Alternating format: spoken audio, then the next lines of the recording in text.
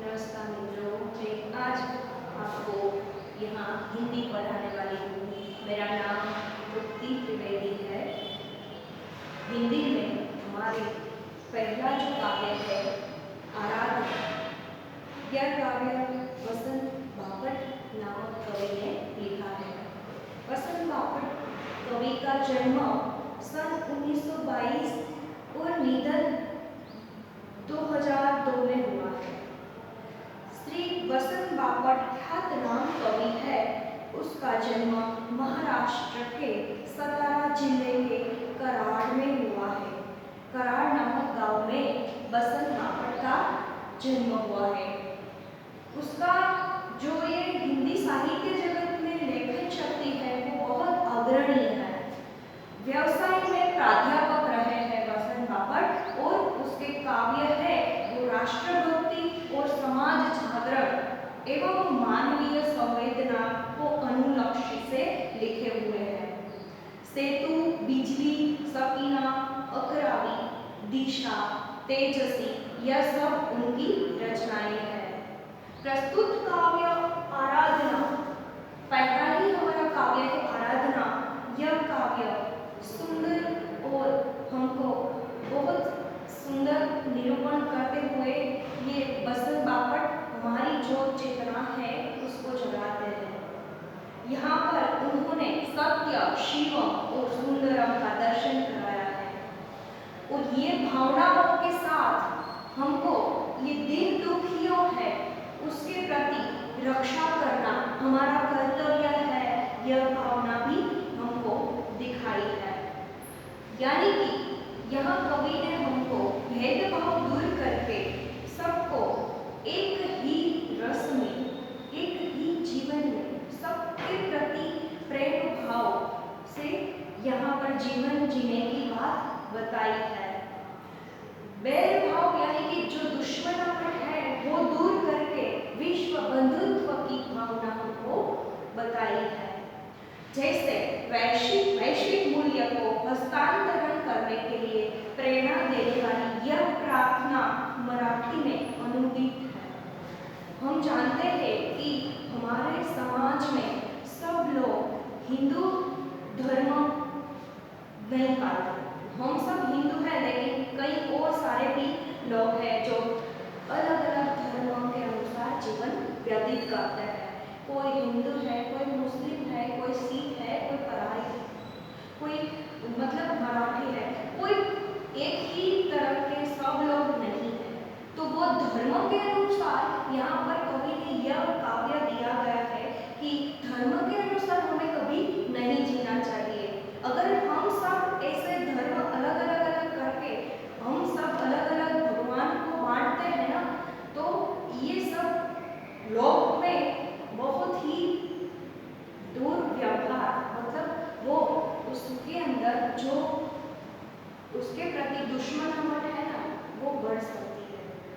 इसलिए कवि यहाँ पर हमको ये प्रार्थना करते हैं, भगवान को प्रार्थना करते हैं कि हे ईश्वर ये सब मानव को यह एक जागरूकता मिले कि सभी को यह प्रेरणा मिले कि सब चाहे अलग अलग धर्मों में भले ही मानते हैं लेकिन हमारे जो ईश्वर है वो तो एक ही स्वरूप है। इसीलिए यहाँ पर कवि ने यह बताया है कि हमको अलग अलग धर्म में रहकर हमको एक विश्व बंधुत्व की प्रेरणा होनी चाहिए। देह मंदिर चित्त मंदिर एक ही है प्रार्थना। देह मंदिर मतलब कि हमारा जो ये देह है, मानव शरीर है, ये भले ही अलग अलग है, बराबर।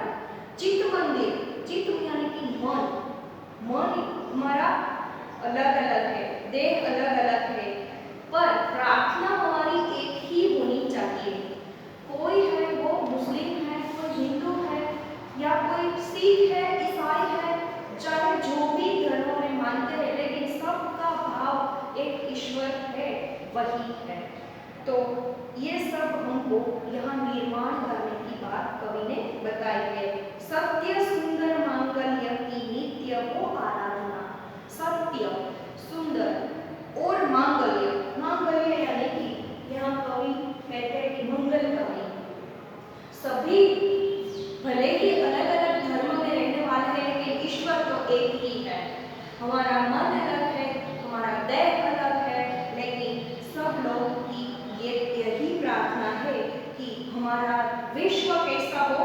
एक हो, नित्य एक मंगलकारी की भावना हो। दुखियारों का दुख जाए है, यही मन कामना। दुखियारों यानी कि जो दुखी है, जो लोग दुख में रहते हैं, जिसकी पीड़ा है, वो सबको पता चले, वही मनोकामना है। मनोकामना यानी कि मन की इच्छा, मन की प्रेरणा। वेदना को परख पाने जगाए संवेदना। वेदना, वेदना यानी कि नित्य निरंतर हमको ये दुख है वो समझ में आए। वेदना यानी दुख वो समझ में आए, यही सबकी प्रेरणा है। कवि यहाँ बताते हैं कि देह अलग है तो क्या हुआ, चित्त अलग है तो क्या हुआ, लेकिन प्रार्थना तो एक ही होनी चाहिए। सुंदर नित्य जगत का जो निरूपण है वो एक ही आराधना होनी चाहिए कि हमारे विश्व बंधुत्व एकता में एक बल है। वही भाव यहाँ प्रकट किया है कि दुखियारों का दुख जाए है, यह मनोकामना। मनोकामना यानी मन की इच्छा। मन की इच्छा यही है कि दुखियारों का दुख जाए, जाए मतलब दूर हो। वेदना को परख पाने जगाए संवेदना। वेदना यानी दुख, दुख को परख, परख यानी गुण, वो जो हमारे सब में गुण है वो अपने में होने चाहिए। दुर्बलों के रक्षणार्थ पुरुष की साधना। दुर्बल, दुर्बल यानी कमजोर, जो कमजोर लोग हैं उसको हम समझ सके, उसके रक्षणार्थ, रक्षणार्थ यानी कि उसकी रक्षण काज, रक्षण यानी कि उसकी सेवा का काज, पुरुष की साधना। पुरुष यानी हरेक लोग की यही साधना, हमारी यही प्रार्थना है। जीवन में नव तेज हो, अंतरंग में भावना। जीवन में नव तेज यानी कि नवीनीकरण। हमारा जो जीवन है उसमें कुछ नया करने की भावना हो। अंतरंग में भावना, अंतरंग यानी कि शरीर के भीतरी अंग, अंतरंग यानी शरीर की भीतरी अंग। जीवन में नव तेज हो, नव तेज मतलब उसके अंदर चेतना हो, जड़ नहीं, और अंतरंग में भावना हो। अंतरंग यानी कि हमारा मन है, हमारा शरीर है, हमारी आत्मा है, उसके अंदर वो भावना हो यानी प्रेम भाव हो। सुंदरता की आस हो, सुंदरता की आस मतलब आशा, उसका भरोसा हमारे मन में ऐसा हो कि हमारा जगत सुंदरमय कल्याणमय हो। मानवता की हो उपासना। मानवता की यानी कि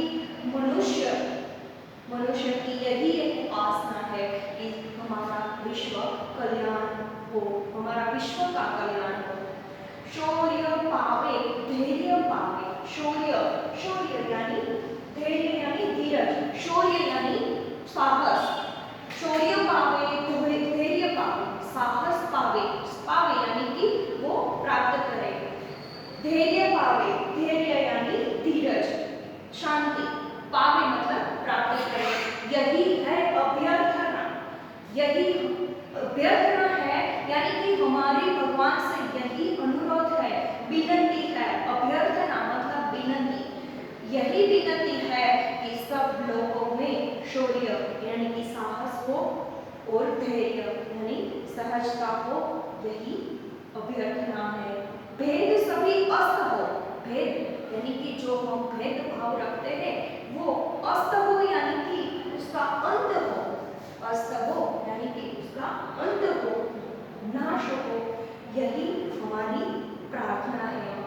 वैर और वासना, वैर, वैर यानी दुश्मनी, वैर दुश्मनावट। हम समझ सकते हैं कि अगर हमारे समाज में नाती पाती को सब बांट देंगे और सब अलग अलग ऐसे रहने लगेंगे तो सब में बैर भाव घुस जाएगा और सब लोग इस तरह से दुश्मनावट का उसमें फैलाव होगा। तो एक समाज हो, एक नियम, एक कुटुंब हो, एक समाज में एक प्रेम हो, भाव, यही निरूपण किया है कवि ने कि सब भेदभाव अस्त हो और वही भेदभाव और वेग है, जो दुश्मनी है, दुश्मनावट है, वो अंतरंग में भावना, अंतःकरण में वो भावना ही नहीं हो, और सुंदरता की आस हो, मानवता की हो उपासना। सुंदरता की यानी कि सुंदर विश्व का कल्याण हो, मानवता की उपासना हो, हमारे मन में शौर्य हो और धैर्य पावे, यही है अभ्यर्थना। भेदभाव सभी अस्त हो जावे, बेर वो सब वासना, वासना यानी कि सब जो हमारे मन में ये जो दुश्मनावट है, वो वासना का अंतरंग है, वो वासना यानी कामना है, वो दूर हो, मानवों की एकता की पूर्ण हो कल्पना। मानव सब एकता में ही रहे, वही हमारी कल्पना, कर्म यानी विचार शक्ति है, वो पूर्ण हो। मुक्त हम चाहे, एक ही बंधुता की कामना। मुक्त हम चाहे मतलब कि ये सब सारा जगत है, वो ये भेदभाव से मुक्त हो जावे, ये जो ज्ञाति पाति है वो उसमें से बाहर आ जाए, और एक बंधुता की, बंधु मतलब भाईचारा की भावना हो, उसके अंदर उनकी कामना हो, उसका उसकी इच्छा हो, इस तरह से ये हमारी प्रार्थना है। कवि ने ये जो आराधना काव्य है, वो काव्य एक सुंदर तरीके से निरूपण किया है कि हमारे मन में जो बैरभाव है, ज्ञातिवाद है, वो सब दूर हो और सब एकता में ही बल हो, यह समझ आए। उसके अंदर सब लोगों की यही भावना है कि सब लोग मिल जुल कर रहे। तो यहाँ पर कोई आराधना करते हैं, प्रार्थना करते हैं कि हमारे जीवन में हम क्या लेकर आए हैं, क्या लेकर जाएंगे, कुछ नहीं। तो हमारा जो ये जीवन है, उसी में वो जीवन हम उसी में व्यतीत करें कि जिसमें पूरा जगत का कल्याण हो, पूरे विश्व का कल्याण हो, और हम सत्य शिवम सुंदरम यही स्थिति हम प्रकट करें। तो हम जानते हैं कि बहुत सारी ऐसी कविताएं हैं और ऐसे गान भी है जिसको हम ये नातिवाद को अलग अलग तरीके से देखते हैं, तो वो पूर्ण हमको समझ में आता है कि ये नातिवाद दूर होना चाहिए। सबको एक मन एक तरीके से दिया है, एक शरीर दिया है, तो सबकी प्रार्थना अलग अलग चाहे भले ही हो, लेकिन ईश्वर तो हमारा एक ही है। तो सब जो प्रार्थना है वो ईश्वर को, एक ही ईश्वर को होती है। राम हो या रहीम हो, कृष्ण हो या ईसाई, कोई भी लोग किसी भी धर्म में पाले, किसी भी धर्म में माने, वो अलग बात है, लेकिन सबका ये जो भाईचारे की भावना है, सबका दुख देखने की, उनको सबको संपूर्ण तरीके से उसको साथ देने की हमारी भावना है, यही चरितार्थ होना चाहिए और यही काव्य में बताया गया है। तो हम जानते हैं कि इसी तरह से कवि यहाँ कहने चाहते हैं कि हर एक लोगों में यही कामना हो कि वो सब भाई भाई बंधु की भावना रख सके। हम जानते हैं कि गुजराती में भी एक काव्य है कि